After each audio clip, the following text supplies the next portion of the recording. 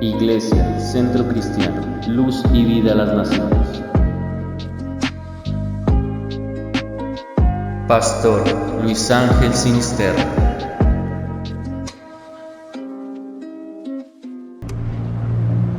Esperamos predicar la palabra de Dios en esta mañana.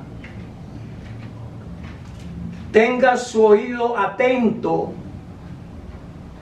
a lo que Dios quiere decirnos, hablarnos, orientarnos, formarnos y darnos cada día fundamento en la vida cristiana. El Señor dice: ¿acaso alguna nación ha cambiado sus dioses, aunque ellos no son dioses? Sin embargo, mi pueblo ha trocado su gloria por lo que no aprovecha. Jeremías 2:11. Ese es el texto base para la enseñanza en este día.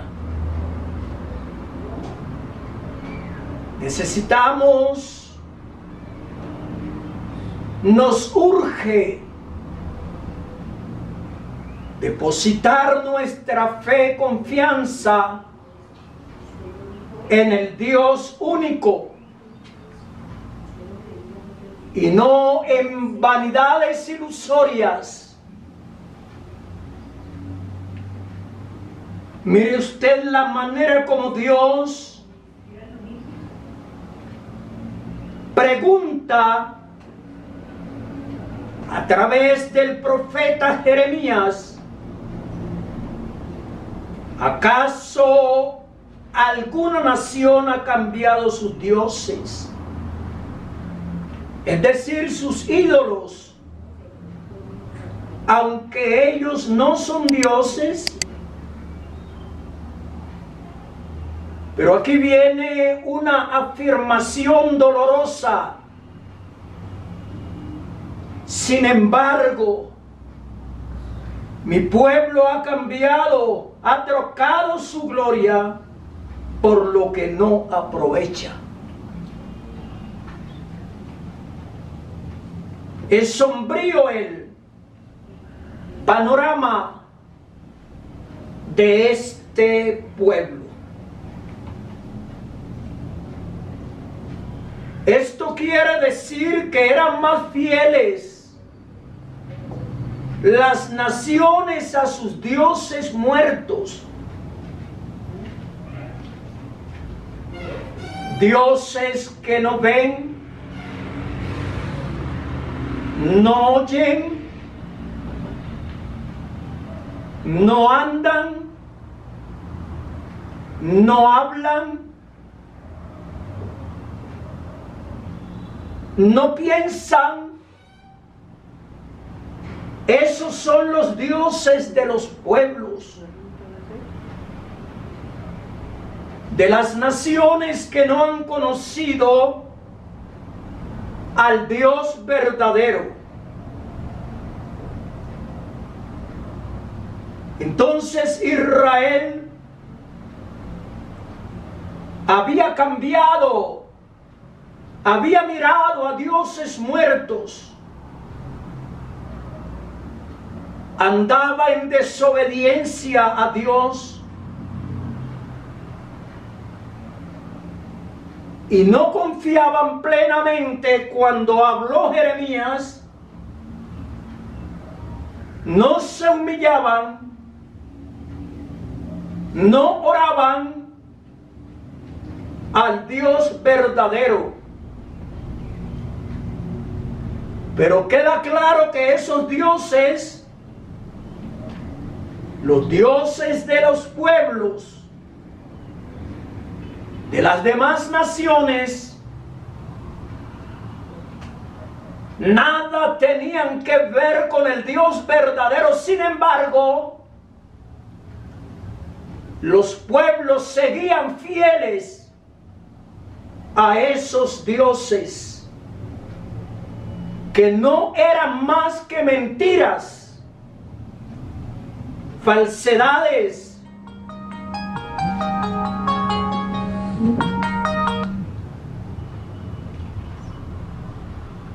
Dios dice que su pueblo ha hecho dos males. Lo dejaron a él, me dejaron a mí, fuente de agua viva, y cavaron para sí cisternas rotas que no retienen agua. Capítulo 2 del mismo libro de Jeremías y el versículo 13.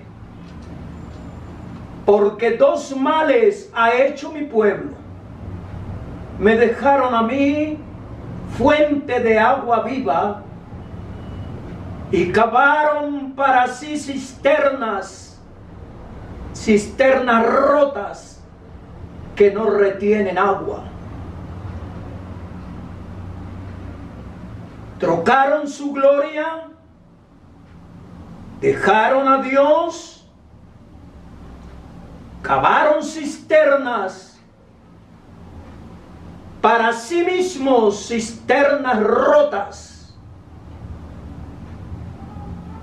¿Qué es una cisterna? Es un depósito grande, generalmente subterráneo, para recoger y conservar el agua. Pero una cisterna rota no retiene aguas, no sirve para nada. Es decir, lo que los israelitas cavaban no les servía de nada. Lo que ellos seguían y confiaban tampoco les ayudaría en nada, pues el único que nos puede ayudar no solamente en los buenos momentos, sino también en los momentos, en las horas aciagas, es precisamente nuestro Dios, nuestro Señor, el autor de la vida, aquel que todo lo que quiere lo hace, tanto en el cielo como en la tierra, en cualquier lugar del globo terráqueo. Lo que Él quiere, lo hace. El resultado de esa trágica decisión de Israel es la pregunta que hace Dios: ¿es Israel siervo? ¿Es esclavo? ¿Por qué ha venido a ser presa? Mire hasta dónde llega: trocar la gloria. Leí en el versículo 14 del capítulo 2 de Jeremías: ¿es Israel siervo? ¿Es esclavo? ¿Por qué ha venido a ser presa? Pareciera algo algo paradójico, porque Israel fue llamado para vivir en libertad, no en esclavitud de ninguna nación, de ningún Dios falso, de ninguna creencia equivocada. Tenía precisamente a los siervos fieles, a quienes ellos debían escuchar con una palabra poderosa, con una palabra que se cumple cuando le creemos a Dios. Pero ¿hasta dónde llega todo esto? Trocar su gloria es cambiar la verdad por la mentira, su palabra por mandamientos de hombres, por lo que es meramente en esta época filosofía humanista y otras tantas vertientes de la filosofía que chocan con la palabra de Dios, el relativismo, y ya dije el humanismo, el existencialismo, etcétera, etcétera. Y hay hermanos, muchos que se dejan y se han dejado llevar y se dejan llevar por todo esto, que son como cisternas rotas, que por más que la persona trate de encontrar aguas, no encuentra nada, porque no sirven de nada, pero hay una fuente de agua, de vida, la palabra de Dios. Dios mismo es una fuente de agua. Libro del Apocalipsis, el capítulo 22. Juan, el Saquén Johanán, el anciano Juan,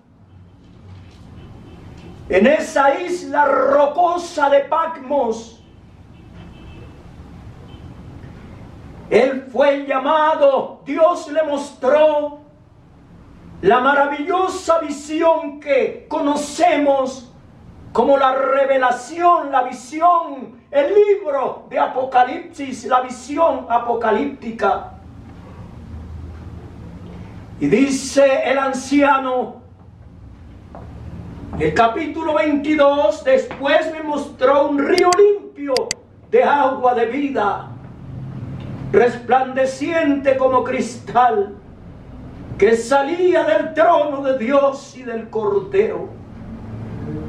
Y en medio de la calle de la ciudad, y a uno y otro lado del río, estaba el árbol de la vida, que produce 12 frutos, dando cada mes su fruto, y las hojas del árbol eran para la sanidad de las naciones.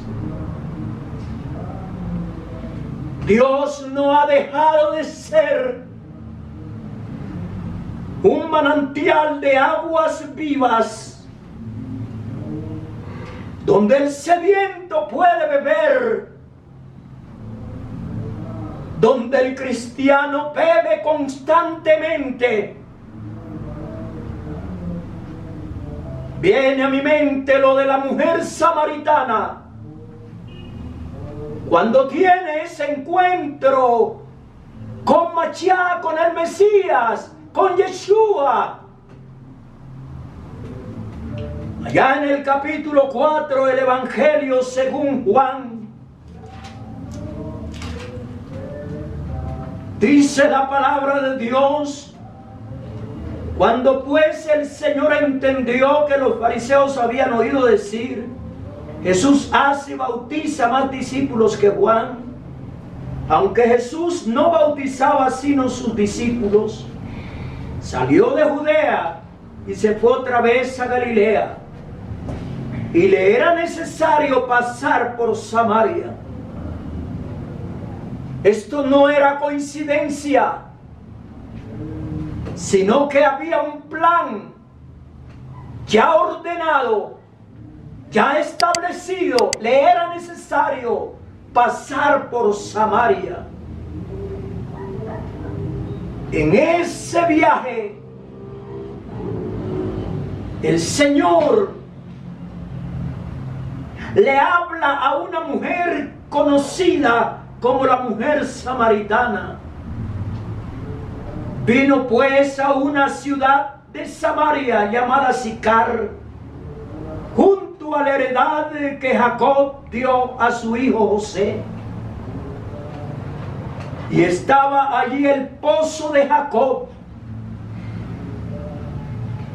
Entonces Jesús, cansado del camino, se sentó así junto al pozo. Era como la hora sexta. Vino una mujer de Samaria a sacar agua y Jesús le dijo: dame de beber. Esa mujer, completamente, totalmente perdida, una mujer que llevaba una vida licenciosa, una mujer que no tenía paz, no la valoraban como tal, una mujer desorientada en su camino. Y dice la Biblia en el versículo 9 del capítulo 4 de Juan: la mujer samaritana le dijo: ¿cómo tú, siendo judío, me pides a mí de beber, que soy mujer samaritana? Porque judíos y samaritanos no se tratan entre sí. Respondió Jesús y le dijo: si conocieras el don de Dios, y quién es el que te dice: dame de beber, tú le pedirías y él te daría agua viva. Jesús le estaba pidiendo agua, literalmente hablando, agua que calma la sed física. Y la mujer se asombra, porque Jesús, siendo judío, no tuvo problema en hablarle a la mujer samaritana, aunque había rivalidad entre judíos y samaritanos. Es que el don de Dios está por encima de cualquier sentimiento racial o religioso. ¿Qué lección nos enseña la palabra en esta mañana? Como dicen algunos, si no es de mi iglesia, yo no tengo por qué decirle hermano. Si no pertenece al movimiento tal, algunos dicen no es hermano. Y aunque sepan que es un cristiano, lo saludan: ¿cómo le va? Pero nunca lo saludan como a un hermano. Eso es, perdóneme usted si lo hace, pero eso es ignorancia. Eso es ignorar las Escrituras y el poder de Dios. Porque Jesús, siendo el Señor, no tuvo problema en hablarle a una mujer samaritana, porque Él tenía lo que la mujer necesitaba. cuántas oportunidades de que un alma o almas se salven por nuestro orgullo, por nuestro ego. No lo hacemos, no le hablamos, no le compartimos. Y no dejamos, si de pronto lo saludamos y le tratamos un tema de la Biblia, no permitimos que él hable porque nosotros seguramente lo sabemos todo. No, hay que dejar que el interlocutor hable. Y el Señor le dice: si conocieras el don de Dios, ¿y quién es el que te dice dame de beber? Tú le pedirías y él te daría agua viva. Tú le pedirías. Gracias a Dios que hay a quien pedirle. Aunque haya momentos y épocas en que pareciera que hay como un desierto, que hay tantos problemas, angustias, en algunos desorientación. Recuerde que tú tienes, hermano, a quien pedirle. Al mismo que habló con la mujer samaritana, tú le pedirías y él te daría agua viva. Todavía él tiene esa agua viva para dar. La mujer le dijo: Señor, no tienes con qué sacarla y el pozo es hondo. La mujer no entendía todavía de dónde pues tienes el agua viva. ¿Acaso eres tú mayor que nuestro padre Jacob, que nos dio este pozo, del cual bebieron él, sus hijos y sus ganados? Respondió Jesús y le dijo: cualquiera que bebiere de esta agua volverá a tener sed.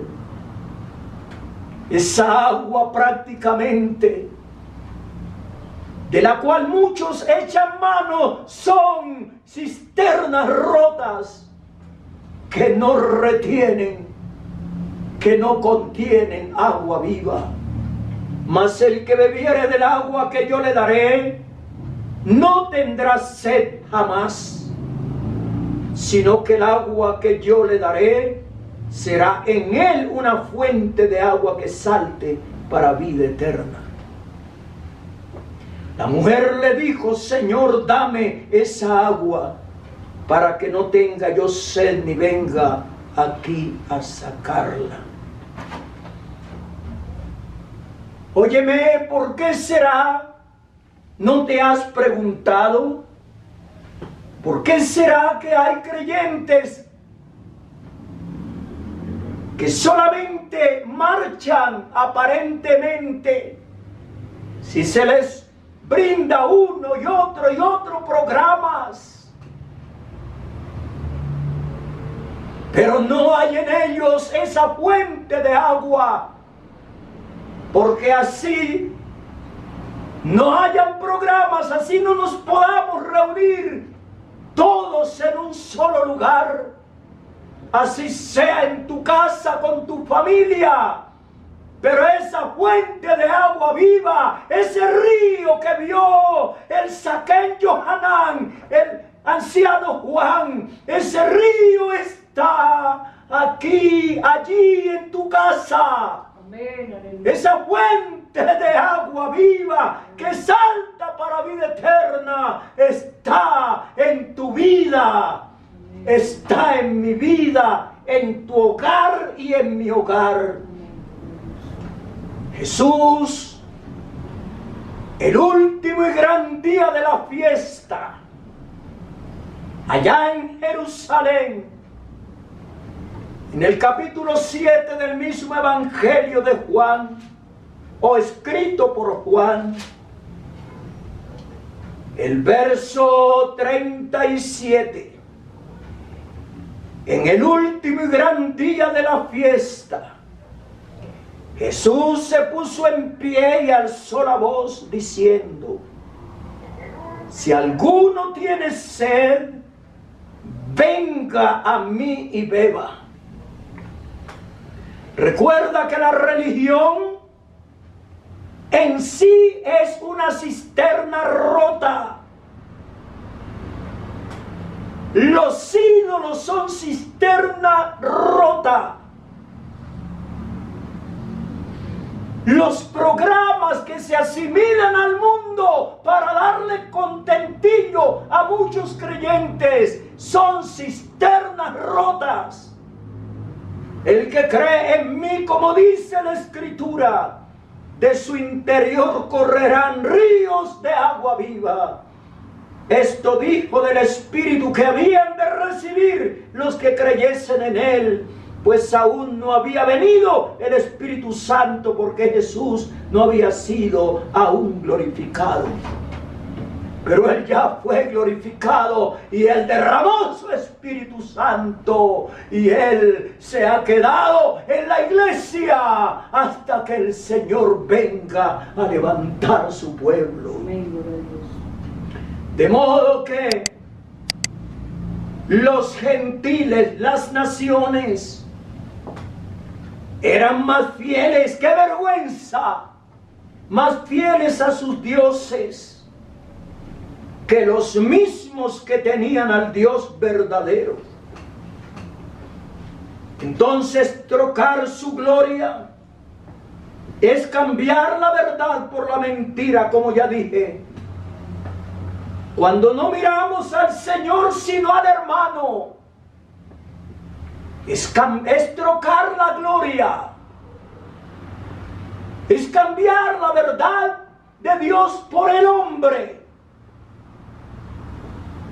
Cuando fijamos nuestra mirada en lo que el hombre ha creado, eso es cambiar, trocar la gloria. Dice la palabra: ¿qué maldad hallaron en mí vuestros padres? Dice el Señor, que me dejaron, se alejaron de mí y se fueron tras la vanidad y se hicieron vanos. ¿Qué maldad, dice el Señor, hallaron en mí?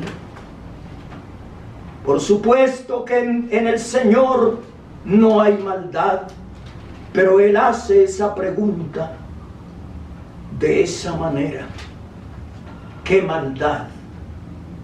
Capítulo 2 de Jeremías, verso 5. Así dijo Yahweh: ¿qué maldad hallaron en mí vuestros padres, que se alejaron de mí y se fueron tras la vanidad y se hicieron vanos? Y no dijeron: ¿dónde está Yahweh, que nos hizo subir de la tierra de Egipto, que nos condujo por el desierto, por una tierra desierta y despoblada, por tierra seca y de sombra de muerte, por una tierra por la cual no pasó varón, ni allí habitó hombre? Y os introduje en la tierra de abundancia, para que comieses su fruto y su bien. Pero entrasteis y contaminasteis mi tierra, e hicisteis abominable mi heredad. Jeremías 2, 5, 6 y 7. Ahí está el Señor reclamándole a su pueblo: se hicieron vanos,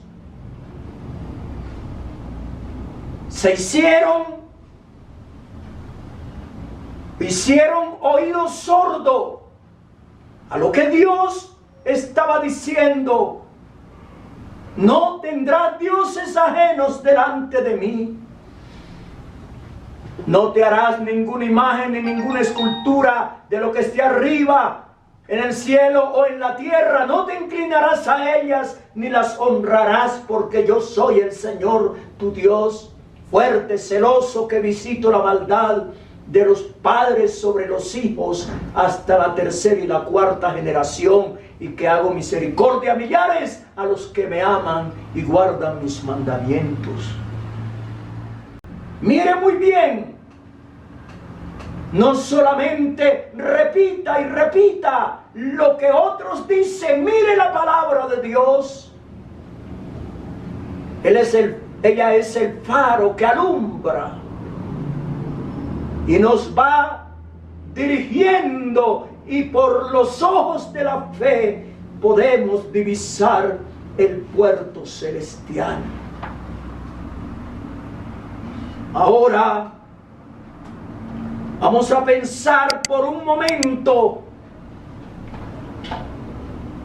en la idolatría. La idolatría también es fornicación. Hay quienes idolatran a un predicador, a un hermano. No, nuestro único, a quien debemos estar atentos, como a una antorcha que alumbra en lugar oscuro, es la palabra de Dios y también su presencia. La idolatría es fornicación. Así duela, pero es la verdad. Capítulo 3 del libro de Jeremías, verso 9. Y sucedió que por juzgar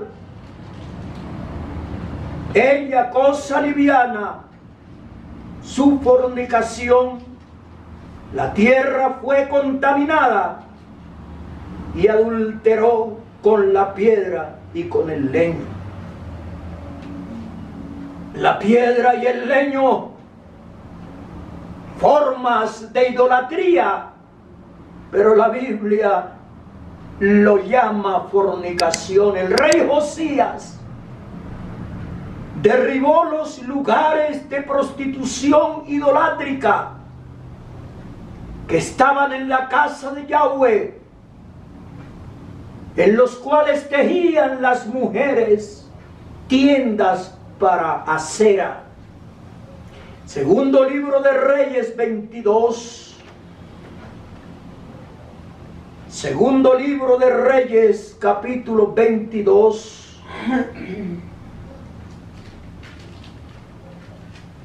Y dice la palabra que estas hacían todas esas abominaciones. Y dice el verso 5, dice Josías, y que lo pongan en manos de los que hacen la obra. Esta es la reforma de Josías, que tienen a su cargo el arreglo de la casa de Yahweh, y que lo entreguen a los que hacen la obra de la casa de Yahweh. ¿Para qué? Para reparar las grietas de la casa. Entonces, el capítulo 23, aquí ya está la forma como iban a reparar la casa. Y dice, y los carpinteros maestros y albañiles para comprar madera y piedra de cantería para reparar la casa. El capítulo 23, versículo 6 y versículo 7. Hizo también sacar la imagen de Acera fuera de la casa de Yahweh, fuera de Jerusalén, al valle del Cedrón, y la quemó en el valle del Cedrón, y la convirtió en polvo, y echó el polvo sobre los sepulcros de los hijos del pueblo. Además, derribó los lugares de prostitución idolátrica que estaban en la casa de Yahweh, en los cuales tejían las mujeres tiendas para acera. Esos son lugares de prostitución idolátrica. Pero hay muchas formas de idolatría. La avaricia es idolatría. Avaricia, del latín avaritia. Dice la palabra de Dios: haced morir pues lo terrenal en vosotros: fornicación, impureza, pasiones desordenadas, malos deseos y avaricia, que es idolatría. Colosenses 3:5. Capítulo 3 de Colosenses y versículo 5. Haced morir pues lo terrenal en vosotros: fornicación, impureza, pasiones desordenadas, malos deseos y avaricia, que es idolatría. Cosas por las cuales la ira de Dios viene sobre los hijos de desobediencia, en las cuales vosotros también anduvisteis en otro tiempo cuando vivíais en ellas. Pero ahora dejad también vosotros todas estas cosas: ira, enojo, malicia, blasfemia, palabras deshonestas de vuestra boca. ¿Cómo analiza usted? ¿Cómo recibe todo lo que he leído respecto a la idolatría? No se le olvide que la avaricia también es idolatría. Así la define el apóstol Pablo. ¿Pero qué es la avaricia? Afán de poseer muchas riquezas por el solo placer de tenerlas, de atesorarlas, sin compartirlas con nadie. Esa es la definición de idolatría. Pero también la idolatría es latrocinio. Es decir, la idolatría es defraudación de lo que no se debe defraudar. Eso es la avaricia. La idolatría, hoy muchos lo miran o la miran como algo inofensiva, porque estamos en la época como del culto al dinero, el culto a la belleza, el culto a despilfarrar, al despilfarro. Los que tienen, en vez de compartir con el que padece necesidad. Tristemente, muchos están cambiando y le están rindiendo culto a Moloch. Aún sus hijos, aunque no vayan al fuego, pero en forma indirecta los están entregando al fuego del infierno. Tristemente, porque no hay corrección para el muchacho, solamente lo abastecen de todo lo material, pero no hay un consejo de la Biblia. Y nos parece que así está bien, pero eso no está bien, porque el Señor nos ordena dar la palabra de Dios a nuestros hijos por encima de los bienes materiales. No hay que acumular tantas riquezas para el que las tiene, y aún olvidándose de sus propios familiares, hombres y mujeres piadosos que tienen momentos difíciles. No, hermano, usted a quien Dios le ha dado la oportunidad de tener riquezas, sépalas utilizar.